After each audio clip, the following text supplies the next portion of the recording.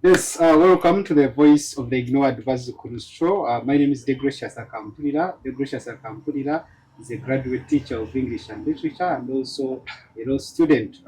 Today, of course, we have guests who are young people, distinguished young people, professionals, and we are here yet to talk about, of course, another interesting topic of unemployment. How can we get, of course, to rectify the skyrocketing youth unemployment in Uganda?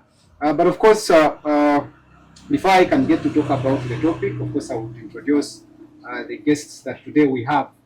Today, of course, like we've always done, we host Dr. Kakuru Kosuma, and then we also host the Inamasko Bonix. Inamasko Bonix is a second year student at Makerere University doing bachelor's degree in adult education, adult and community education. We also host a young lady who is a human resource professional.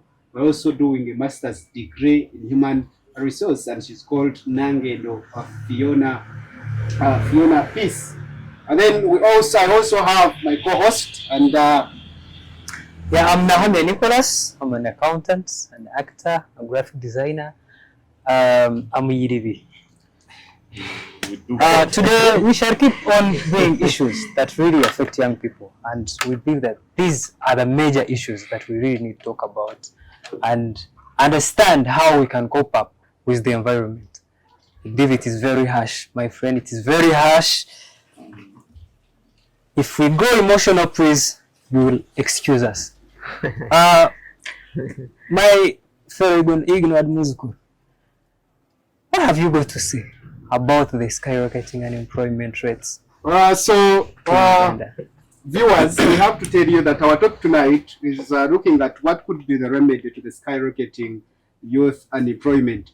You realize, according to the statistics that were released in March by Daily Monitor, it indicated that every other year as a country, we are having 700,000 graduates who will be looking for jobs.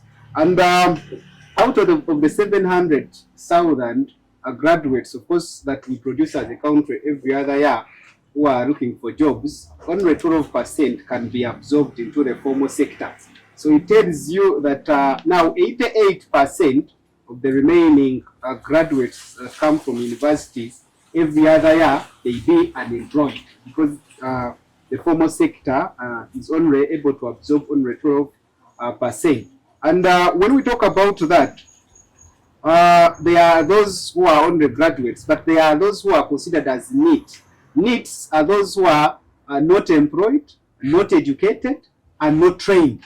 So we also have a bigger percentage, which is from 60 to 61% of the general population of young people. And these, for them, their class is different, that they are not educated, they are not trained, they are not employed. And so today we are just looking at how best can we rectify this, especially where we are considering that 75% of the general population are young people. And when we try to look at the UBO statistics that were released, of course, last year, it indicated that from the age of 18 to 30, we are 10 million. And those 10 millions, only 1% of the 10 million people from the age of 18 to 30 have got a bank account. And when we consider 75% of the general population, those who are able to do something are only 30%, meaning that 70% of the general population of the young people do not have something to do. And when we are talking about 30% out of the 100% who are employed, we are not talking about that they are actually doing well. We are saying they have something to do, which is different now from saying that they are very well. Are you considering the UBO statistics?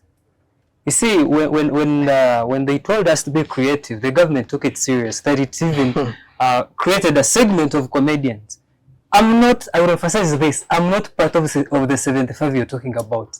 I am not counted. I was never counted in the census. So they ignored Muslims. And my fellow, I think I like 100. But of course, that they were not the counted. fact that now UPOS is what is concerned with Yeah, it's a making good- sure it's a- that it's it a good can do comment. the census, It's a so good- we are it's a good taking those comment statistics, group. and maybe you could realize that we are more than actually 75%, because if they ignored Musgu was not counted, I was not also counted. I don't know how many others were not counted, so we could be more than 75%. Now, ignored bazzukulu, our guest tonight. Before we can get, of course, to talk about the topic, I would want every other person to introduce themselves, who they are, and then we can get to talk about what could be the remedy towards the skyrocketing unemployment in Uganda. Thank you so much. We will start with Doctor. Yes. Our usual panelist. Again, I'm excited to feature on this segment once again. To add perspective to the show, maybe our host will also tell us whether or not they are employed. But as for me, Maybe I should also stress it that I'm an ignored Musukuru and an employed graduate. I don't know if the others are employed, but me, I'm unemployed. so my name is Dr. Kakuru Kosma. I am a medical doctor, trained and professional. Currently, I am doing my medical internship at Major Kawempe National Referral, that's sometimes going to Chirudu National Referral. Am I employed or not? Maybe in 2 months I'll have a clear answer. But I can say, according to the policy of medical internship in Uganda, you have a partial practicing license. That means But you guys are paid. we are paid. Well, how much we are paid That's is okay, a as long as different you're issue paid. altogether. Yeah. We shall look into the figures, but as long as you're paid. I'm glad to be part of the show. Thank you. Thank you once again. Beinamat Kobonix, second year student at Makerere University. Add that you are sparing. Doing a bachelor's. I am cooking. The cookers on zone, and whoever is joining in for the 92nd guild race is likely to face it rough. So a second year student who actually looks at the formal way of employment and gears up to a qualification and a certification. Of course, I would want to be Are you employed. not worried of what could come? I am actually not worried. I don't know why you guys are not employed. I will need to question. I will need to understand why you think you are unemployed. But for today's topic, we look at the peak of unemployment, how it buffers development, and how it has kept the youth and all the Ugandans plus the this is literally a whole issue of the general public, and it's a concern for whoever gears up to life, wants to get unemployed, want to work out, work in somewhere, get attached to a certain organization, be productive for the sense of development. But look, this is a different story on ground. Nice to be here. Thank you very much. Thank you. Thank you for inviting me. My name is Nangendo Fiona Peace. I am an executive assistant and currently pursuing a master's in human resource management. Why human resource? I actually wanted industrial psychology, but that course is not in our country. It's about emotional intelligence. I like working with people, knowing their emotions, knowing why they think what they're thinking about and why they do what they do. So I chose human resource because it kind of relates to industrial psychology. And I also chose it because I want to sit in that office one day and then I'm the one doing the hiring. Maybe it can help employing. We have connections. Yeah. Sure. You never forget an ignored Musukuru. After this broadcast, I'm making an arrangement. Executive assistant. That sounds so close to executive director. Am I right or wrong? Executive assistant, they actually act as a link between top management and middle and lower management. So you assist the CEOs, the directors. In case they're absent, you can be in their positions. And in case those important meetings for only those people, then you attend instead of a secretary. So it's just a top level of a secretary. You just assist the top management. I'm so happy that today we have someone who has some knowledge about human resource, because we are going to actually talk about human resource in general. Yeah. We are talking about employment. And employment, when you talk about employment, you're talking about the people. So I think it is a good match for the topic. I'll start with you, Doctor. I want us to first diagnose the problem. We see where this unemployment issue is coming from, because I believe it has been there for so long. And we need to know what is the cause and how can we address we it. cannot rectify what we don't know. Of course, what is behind it. We've got to look at the real problem. Is a doctor, and that's what they do. Thank you so much. So the issue of unemployment is, for me, not arguably the worst problem that our country is facing. We are talking about, as you rightly said, universities releasing about 700,000 graduates every day. Every year, I mean. Conversely, we are talking about the government, according to the UBO statistics 2024 last year. We are talking about the government being able to create 500,000, about 590,000 jobs. Now the 700 is not to say that the 700,000 of last year is covered. Because then some people out there may misunderstand us. So last year we had 700,000. This year we shall have 700,000. Next year we may have 900,000, because numbers keep skyrocketing, institutions keep opening. If he's doing law, he'll tell us how many students are doing law at KIU. They are probably in excess of 1,000. They are going to add on to another 1,000 or more of last year, and the status quo will remain the same. So that's the status of our country. But we need to understand what has gone wrong.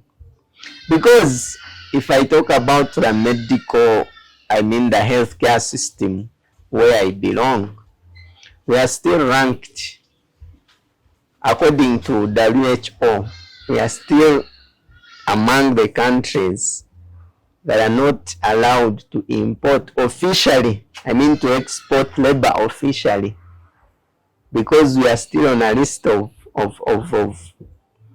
countries in the world where the patient to doctor ratio is alarming. Now ideally, when people say that patient to doctor ratio is very low, you would want to think that it is because we don't have doctors.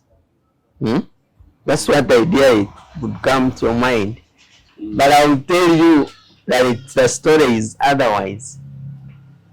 We have now over 10 institutions that are offering the course of medicine, and every year they release. This year we are about 1,300 medical interns that are going to add on to a pool of an equal, even more number the previous year. And then we have like 2,000 that are waiting. They will add, so the doctors are actually flooding. But one wonders why we are not recruiting them. According to the healthcare system, the way it is legally set up, we're supposed to have at least three medical officers at the health center for a district level. But if you go there today, there's one. And then Where is the problem? the problem is within the system. I don't know where our priorities are. Because let's even think logically. If we we made a balance sheet, and one side it's a district districts, Anaka district, Kabela Maido district, they have a center for, there's one doctor that is usually on and off, because I mean they are the in charge, they are doing administrative, they are doing clinical work.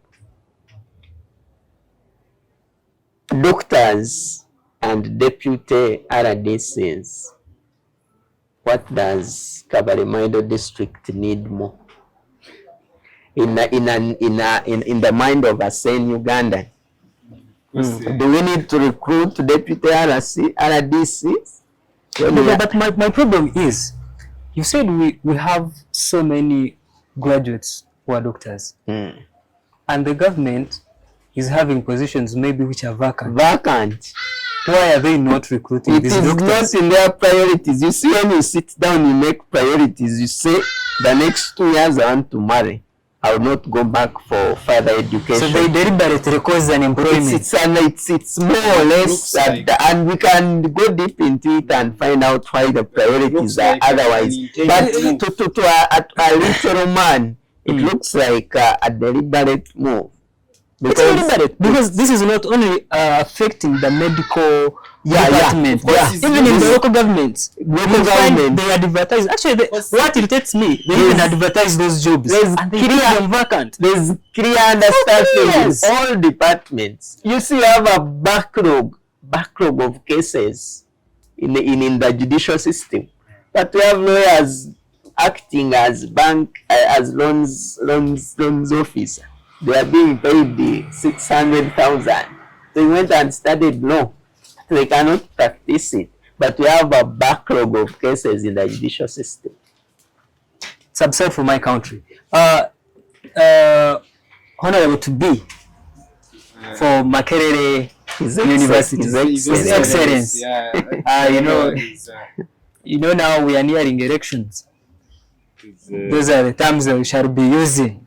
It is very challenging when my doctor points out such key issues. I reflect on the previous budget allocations.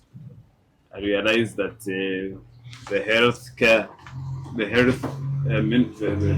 of the ministry was allocated 200 billion. According to the standing orders internationally, 15% of the budget should be allocated to the health sector if you are to meet the sustainable development goals. But I think we get about, I check my facts right, less than 10, maybe 3, 5. I have realized that I looked at something like 200 billion. Then I was comparing this same figure with 296 billion, which was the amount allocated to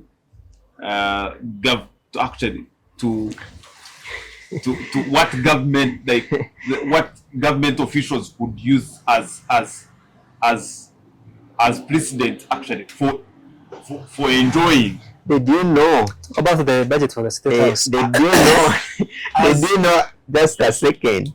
Did you know that the budget to procure medicines for, I think, URA was given more money than the money to procure medicines from Lago National Referral? When you reflect at this figure, you will literally understand why there is unemployment. Even when we are to blame the medical doctors, these people have attained this qualification at a cost of their parents losing land and losing resources, a huge cost. So someone does this course and only to earn a 600 or an 800K, which is not even surviving, which is not even helping them to survive. So I think unemployment in this case, in my take, yields from the understanding that we don't have priorities about the basic needs to life.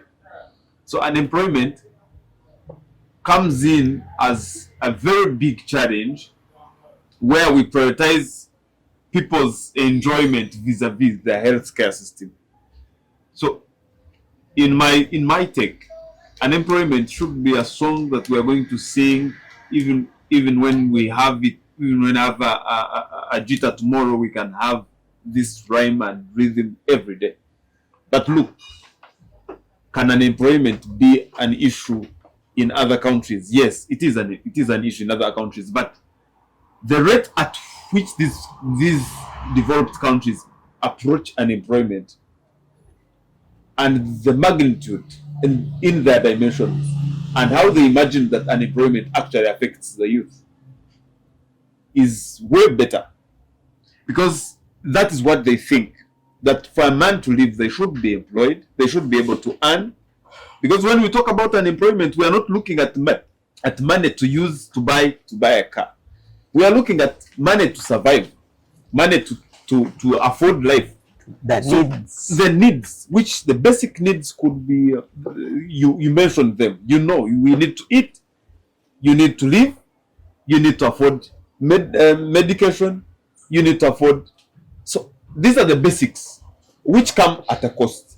At a cost that you should have earned at least a reasonable amount of money.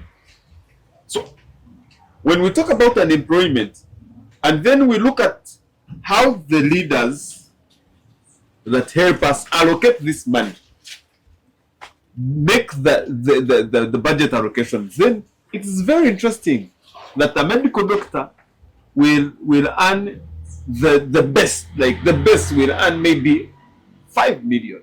That's the best amount they would ever get. And then vis-a-vis a politician who actually makes this very allocation vis-a-vis 24-25 million. So on a scale, you will understand that people lose interest within the profession.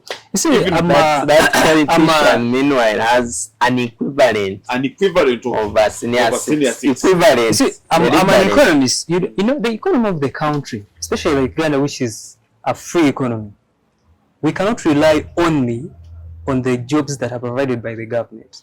We have the informal sector as well, and it is consuming. When we talk about the informal sector, now you bring me back to the production rate.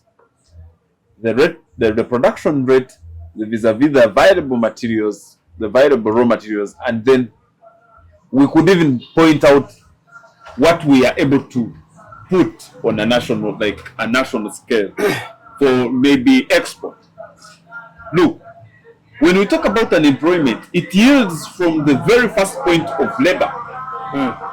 How much someone needs to afford, someone needs to invest to be able to earn. The labor, Entrepreneurship.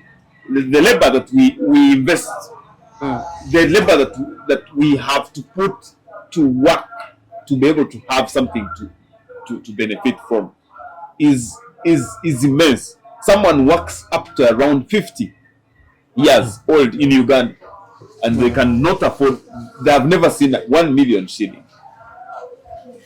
Lack of a minimum wage. I think these are the topics we should be having at Parliament, at the floor of Parliament every day. But look, what do we have? No, we are busy amending the constitution. So, you talk about amending a constitution, and all of a sudden you will listen to things like 1 million or 100 million given to each MP to represent a constituency. You are looking at 100 million given to one individual to go and cater for a 30,000 population in a certain constituency. And then when you talk about unemployment, the government the government that we have empowered is not a government that knows what the basic needs are. Because very few doctors are within the system. So we ignore the essential service. Thank you, Bonex. Mr. Debusha, before I go to the lady, we have had a system, an education system, which is so much expensive. The level of investment in education here does not match the wages that we receive. Even those who are employed, they are underemployed. People are crying. We have a taxation system that cannot allow even someone to be creative and start a business. What should we do? Now, one is that what we need to put in consideration is that this is rather an intended move to impoverish most of us here in Uganda. There are so many remedies that we could provide as a country to alleviate poverty, to provide employment opportunities. but we seem to suggest that that is exactly what we want. And maybe before I can comment on that, I would want to assure everyone that unemployment is not an issue that someone would take to be right. If we try to look at some of the revolutions that have happened in Africa, we could talk about the revolution in Libya in 2011. We could talk about the revolution in Tunisia in 2011. We could talk about the revolution in Algeria in 2019. We could talk about revolution in South Africa in 2021. We could talk about Sudan. Now, when you try to look at all those revolutions that have happened in the stated countries and even others that I have not mentioned, it's been springing all from unemployment. Therefore, when we are bringing out issues, they should be taken as issues that are really serious, considering that what can come from the pressure that can come from people who are not employed, it is something that can actually create an impact that can be everlasting. Therefore, when I get to your question that we seem to invest a lot more in education and yet actually it is not paying off, you realize that we seem to suggest that the education we are giving should be an education that is only whose impact is only to alleviate literacy, but not at making sure that we can actually make sure that it can change the lives of people. We don't care so much about livelihood. And I will tell you, I will give you an example. That in Germany, the system of education is not only classwork that I sit in class and write notes. The system is that industrial training is integrated in the curriculum. And but here in Uganda, you study from nursery, and by the time you get in senior 6, you're almost getting to 20, and you do not know anything. And even when you go to university, most of the times you've had executive directors and the employers telling us that we lack employable skills. You look at a country like Uganda that produces 1,000 of engineers every other day, but they will tell you that even when they are to construct a simple bridge, they cannot trust their own graduates. And we have professors who have gotten these degrees from Korea, from China, places that are known to be good at construction. But even when they come here, they can never trust an engineer that will produce. Now, in such a case, you look at a problem that everyone understands the problem. But we are in a situation where those who have power and those who can actually suggest very good solutions seem not to care. There is that apathy that is surrounding this whole problem. If I'm not one of those who believe that in every sector we do not have actually employable skills. But even in sectors where we have employable skills, we are discouraging our own people and we are not trusting them. And yet we actually need to employ them. Doctor talked about how doctors are understaffed. And this does not only concern doctors, it concerns all the professionals. I'm a graduate teacher and I will tell you that secondary schools, you will find only 3, 5 are only teachers on government and others are not, are just private. I can give you a quick example by a report that Daily Monitor released in 2023 that indicated that we had in local government 290,000 jobs that were not occupied. They were there, they were not occupied. And that is only local government. They will tell you that every other department in our government, it has spaces, it has vacant positions. But the problem is that we do not want to prioritize, how we can get to employ people. And so it looks like we are intending to make sure that people can be poor. And one of the factors, the best that can come from employment is that employment creates dignity. Whenever someone has got a job, it could actually be a tool that can alleviate poverty, even from in the family level. I would give you a quick example that where I come from, when you look at when the first time when we had a degree in our home, it was in 2002. And when we got that degree, he was able to get job, and everything changed from that time. At least we became somewhat better. Maybe that is where even us maybe got to study. And if you can go to even villages and you look at any family that has got someone who has got a good job, you will find that the situation has changed. Therefore, an idea to talk about someone getting a job or employment is a vital issue that if we are to alleviate poverty, we should be looking at it. But that one gets back now. You see now, when you're talking about the standards of living, okay, how people, their disposable income is being elevated or because of employment. See, when you want to fight poverty, you do not look at only employment. You look at two things. If you cannot find a job, you can start a business. I will come to. But here, you cannot start a business and you cannot find a job. A minute maybe to tell. You say I do not want I do not want people to confuse us, especially those who say that everyone is going to start up a business.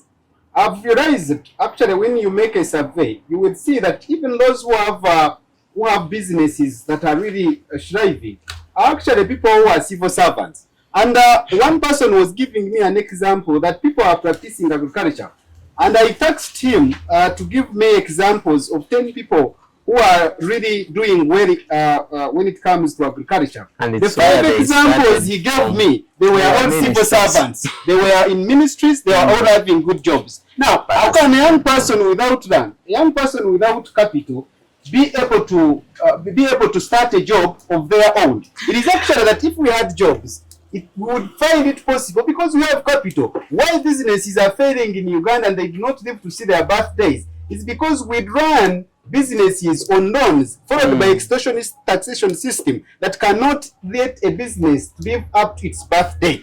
Thank you so much, dear Gracious. You know, I usually tell people that the reason as to why poverty levels are escalating here in Uganda is over-reliance on agriculture. We just focus on agriculture and we have neglected other sectors that could have maybe contributed much better than agriculture. I'll go to Miss Nangendo, our human resource manager. Okay. Yeah. Like you said something about agriculture, I actually don't agree with you. There is money in agriculture.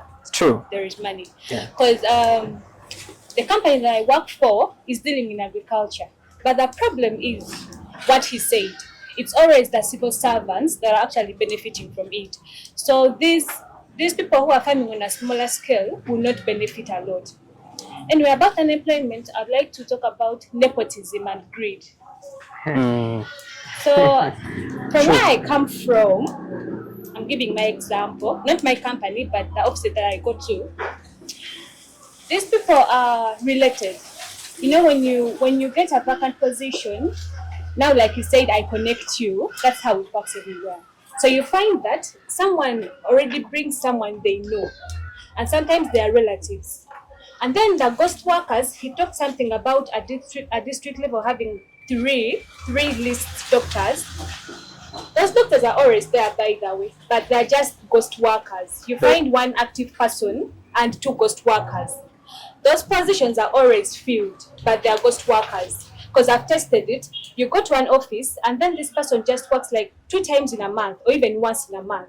So they're like, they do not exist in that company. They are not workers, but they're actually there and they earn from participating one day at the workplace. So it comes to the greed that we have. We always talk about unemployment when we are not yet there. And then when we get there, because we've suffered a lot from being unemployed, I mean, anyway, it's fair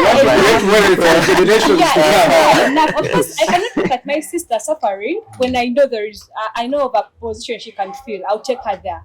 But then we do it over and over again. So you find that some families are excelling as families. And then if you come from a poor background without any connection, you remain poor. Like that. The gap is widening. Yeah, the gap is very big because we keep on helping the people that we know. And those without connections will never be helped. If your friend or someone you know has the qualifications, you can consider them. Exactly. But sometimes they just bring anyone who is related. When I'm working in a company and they need, let's say, a secretary. My sister did something else, not secretary studies. But because she's my sister and I'm already in the company, I'll bring her. That's what they are doing. That's how we see doctors working in banks. Exactly. Yes. Because they These know days someone doctors there. are slashing. Now, maybe because we are losing time, I would want us to have a say, especially now that we are looking at what can be done. And maybe we are going to have 3 minutes, each one of us, bringing out their suggestions. What can be done, especially if we are to rectify what is happening. And I'll be the first, and then the others are going to come in. But before you give out your view, I want to understand. The government has tried its best to bring out, solutions, because they understand unemployment. It's a very big thing. They understand it, so they come up with projects. We believe they are good projects. They are very good ideas, but I think they do not understand the people that are going to bring these projects to. Maybe that's why we are left out. Because you cannot tell me that you're going to invest billions of money in PDM, and still after a year, you've put 1 billion in a region, and after a year, it is still the way it was. And unemployment rate is again increasing. It does not make sense. I think they lack research on how they should best implement these projects. Changing the wording.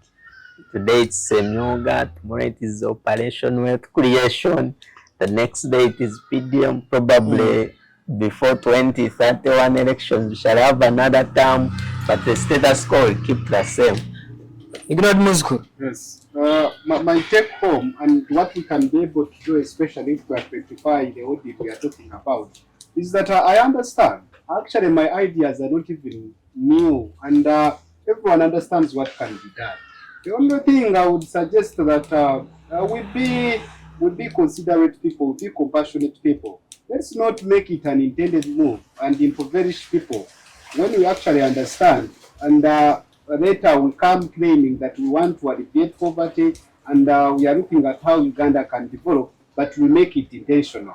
For instance, I would tell you that our country can be able actually to employ most people who are unemployed like us, but we've not been good at prioritizing, knowing what should be the priority. When you try to look at that, we are still paying huge sums of money while renting offices for the parliament, for the members of parliament, and yet actually the money that we can use in a year can be able to build their own offices, but still we are investing all that amount of money in renting their offices at Kingdom, Kampala and other areas. Once you consider that we are almost spending over 100 million on every MP every month, because if they are getting about 35 millions on salary, and then we consider allowances, we consider security, we consider all the other expenses on them, realize it is a lot of money. Let's consider the cost of administration. How many road councillors do we have in Kampala? Only. Realize there are so many. Actually, Uganda is not one of the biggest countries, but we have the biggest number of elective positions across East Africa, and maybe we have a better place in the whole of Africa. So what we are feeling is that we know we have good planners. If you look at the Uganda Planning Authority, I was at one time concerned with looking at how qualified are those who are planning for us. You get surprised. Very good people. Their CVs are very rich. But the only problem is on implementation. And now the urge to help people alleviate, to help out and alleviate people from poverty. Therefore, I'm imploring that let's take this seriously. Let's not keep people unemployed intentionally, and yet there are means.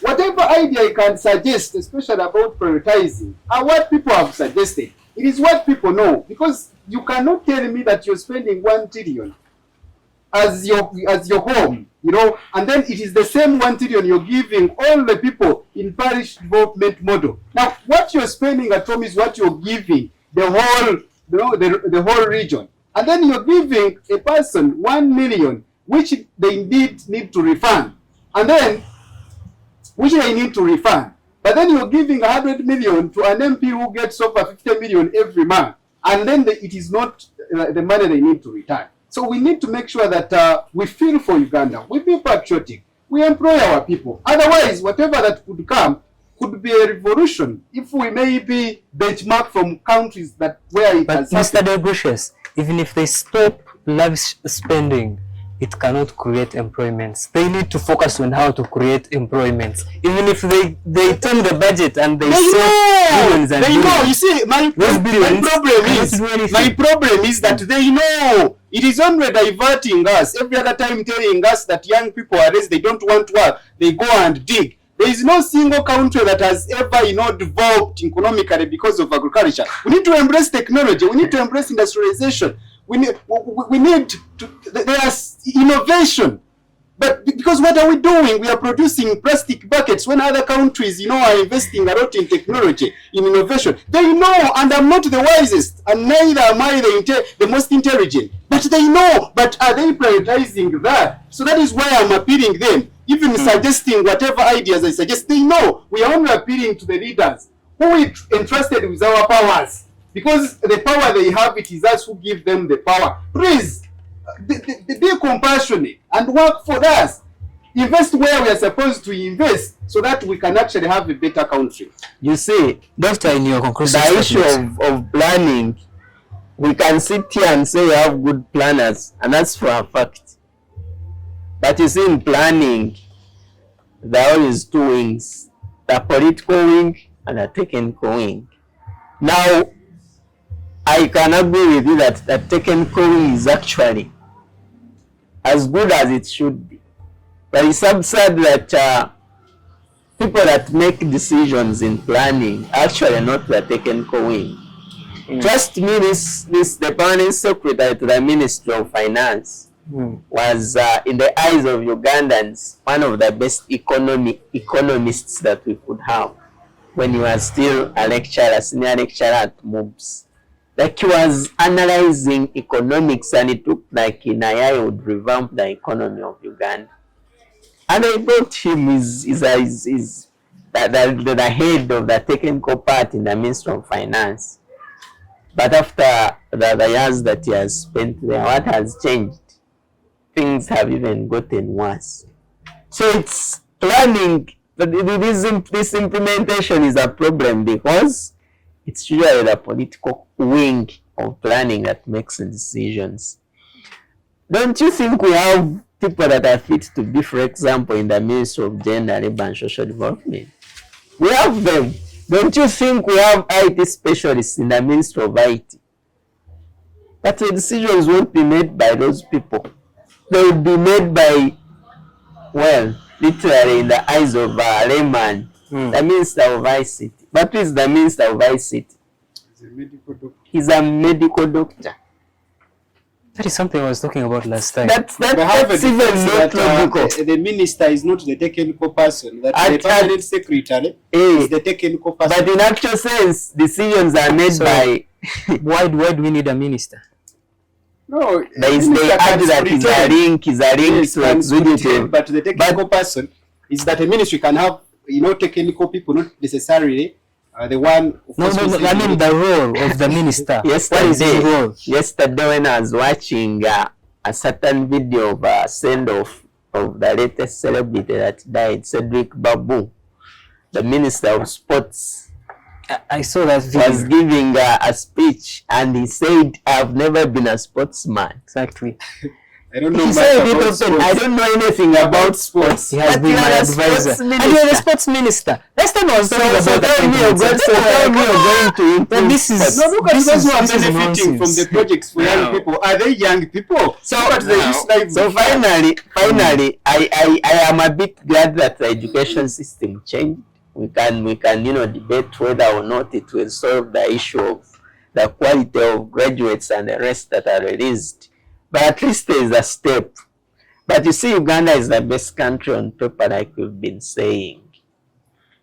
Because if your goal is to create people that will create ideas, I mean jobs, not actually, and not only seek jobs. But you are making halfway of whatever you're putting across. You have changed the curriculum in primary and the O level, but the same people will finish O level and then join the old curriculum of A level, and then will finish the old curriculum of O level. They changed even in A level. The only problem is that they changed without even preparing the teachers. So teachers are they don't know what to do. and now they are teaching them. These are people who are already in senior 5. So for me, that one is planning and implementation. Mr. Bonix. Now, we talk about unemployment. We don't leave the issue of formal and informal unemployment. When government sits down to allocate some of the things and make implementation plans, I think in my take, they don't do any needs assessment. It's just a bunch of 10 people, a cluster of 7 people, and maybe, I'm sorry to say, it could be done by any hooligan. Just 10 people who sit somewhere. For lack of a better word. Yes, for lack of a better word. Sit somewhere and then they say we are allocating. We are allocating. I'm questionable for that statement. I understand because where I need to question, I'm unapologetic to that Thank statement. you. I want to put this clear.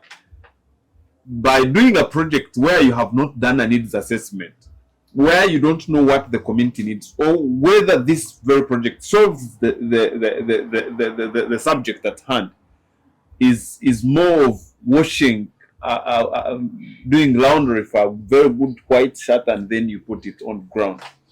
So the government still and will have the role to solve unemployment. The debate on whether it's going to take so much time or whether it's going to take us years could be another debate. But the issue is government needs to think thoroughly. Thank you. Needs assessment. In your conclusive statements, Ms. Fiona. Do Ugandans need? I would conclude by saying youths have to be creative and innovative. They have to go out and make friends, socialize, talk about themselves. I strongly talk about nepotism and greed because I know one day, if you keep talking about yourself, you keep telling people what you do, you keep telling them maybe where to find you, you keep showing them your capabilities, one day you will get something to do. Jobs are there, honestly speaking, they are there.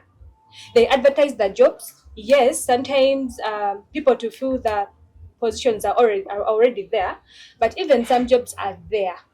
If you try to socialize and then you pray and then you also try to make connections, do the best out of yourself, learn every free time that you get, improve your skills, and do not only rely on the books, but you also have to learn these vocational those what Skills, yeah. Yes. Employable skills. We are likely to depend Yes. on prayer. Then I'm just being honest, jobs are there. Jobs are there. But now, in most cases, you need to find that job. How should we find it? Because we need them You have to, desperately. people have to learn how to socialize and talk to people. With Taught in the socialized education things system. No, you see, We have socialized system. in our economy, okay, we see that problem, unemployment, and we see our leaders in our government. We are blaming them, yes. But now, what do we have to do? Are we going to keep complaining till oh? So as we complain, as we want to be heard, we still have to do something to help us. So we are talking about this. Maybe one day, one time, someone will hear the voice of the ignorant bazzukulu and we shall be helped. But before that, if we continue doing it everywhere else, when you meet people older than you, people in corporate positions, it's very important to make connections with those people. Because somehow, if you are useful, they'll keep you next to them. And you see, that's why probably there's a group, a class of people that are more likely to get these jobs. yeah. Because they are so close to. So close to them. Thank you so much. Our first job is actually to get the Get there. connections. To be in those groups. Thank you so Unfortunate. much. It's been an interesting thing. Before we close, me, what I can tell the country about unemployment, I've been a victim. I've suffered. You guys and people who have helped me are not my family members, are not. They are just people that I connect with. I've just met. They are new people. So when she talks about connecting with people, I really agree with her. Are you doing Then what two, you studied? I'm actually not doing what I studied. Okay, somewhat. Yeah, somewhat. But I'm unemployed That's a even. very, very big challenge. And Conclusively, I want to talk about two things: the private sector, what we need to do as private sector. Please, we understand that the economy is very tough, but please try to reward your employees with some significant amount. Know that they have responsibilities. Know that the economy is not only affecting you, but also affecting your employees. They are also challenged They are with the taxes and They are everything. teachers that earn 300,000. Not only Teachers that, earning you know that 150. 180,000. I've been a victim These of that. people That's why I'm no have longer paid a lot of money. So, Gracious, you can please. testify how much we are paying at campus. So that Almost 2 million, almost 2.5. You guys, please respect that as well. Then the government, you have a role to play. You have to support entrepreneurship. If you cannot create jobs, please support entrepreneurship. Give us young people incentives that you give to foreigners. We also want those ones. We want to start business. Me, I started a business. I almost died of pressure. My guy. Yes. The taxes were so much overwhelming.